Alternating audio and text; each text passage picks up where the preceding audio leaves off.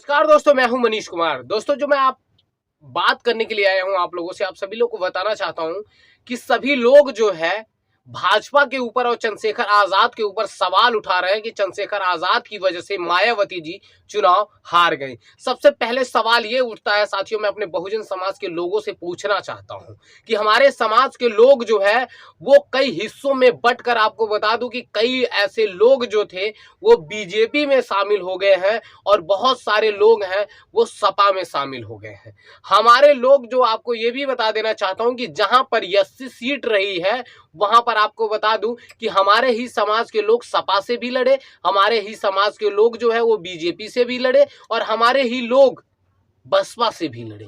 तो आपको बताना चाहता हूं साथियों, कहीं ना कहीं जाकर हमारा जो वोट बैंक है वो कमजोर होता है और इससे आपको बताना चाहता हूं कि हमारा जो समाज है वो कमजोर होगा और पार्टी भी कमजोर होगी। और जाहिर सी बात है, जिस समाज का वोट कई हिस्सों में बटेगा वो समाज जाहिर वो जो है वो तुरंत हार जाएगा। हार इसलिए जाएगा क्योंकि उसका जो है वोट जो है वो कई हिस्सों में बट के जा रहा है और लोगों का वोट जो है वो एक तरफा आ रहा है। तो ये सबसे बड़ी बात है। आपको बता दूं कि बहुजन समाज के लोगों को अपनी कमियों को देखना चाहिए और बसपा सुप्रीमो मायावती जी से भी मैं एक बार पुनः रिक्वेस्ट करूंगा कि आपको भी संघर्ष अब करना चाहिए। आपने बहुत संघर्ष किया है अपने इस समाज के लिए, लेकिन अब जो है आप चुप बैठी हुई है। इसका नतीजा ये मिल रहा है कि हमारी 37 सीट, 45 सीट, 65 सीट नगर पंचायत चुनाव में आ रही है।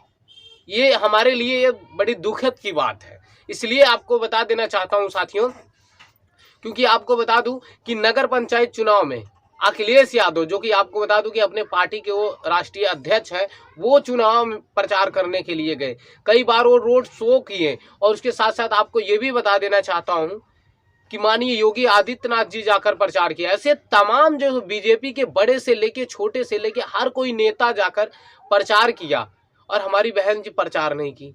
पहली बात तो ये है। और दूसरी बात आपको बताना चाहता हूं कि बहन जी को प्रचार करना चाहिए था। अगर देश के प्रधानमंत्री रोड शो कर सकते हैं तो बहन जी भी रोड शो कर सकती हैं। तो ये मैं आप लोगों से बात करने के लिए आया था कि कहीं ना कहीं आपको बता दूं कि बहन कुमारी मायावती जी की भी इसमें गलतियां हैं। और मैं चंद्रशेखर आजाद की इसलिए मैं बोल रहा हूं कि उनकी मैं कभी कभी बड़ाइयां करता हूं। देखिए, चाहे वो बहन जी हो चाहे वो चंद्रशेखर आजाद जी हो, दोनों लोग अगर अच्छा काम करेंगे तो अच्छाई मैं बताऊंगा, अगर बुराई वाला काम करेंगे तो जरूर मैं बुराई बताऊंगा। आपको बता दूं कि बहन जी जो है अब वो ट्विटर पे निर्भर हो गई हैं। लेकिन आपको बता दूं कि भीम आर्मी के चीफ चंद्रशेखर आजाद जी 365 दिन जो है वो जमीनी स्तर से राजनीति वो बंदा करता है। इसलिए आपको बता देना चाहता हूं कि नगर पंचायत चुनाव में उसने उत्तर प्रदेश में अपना खाता खोल दिया। तो कहीं ना कहीं आपको बता दूं कि हमारे समाज के लोग जो है, हमारे समाज में बहुत सारी ऐसी पार्टियां आ गई हैं, कई पार्टियां आ गई हैं, कई ऐसे संगठन आ गए हैं।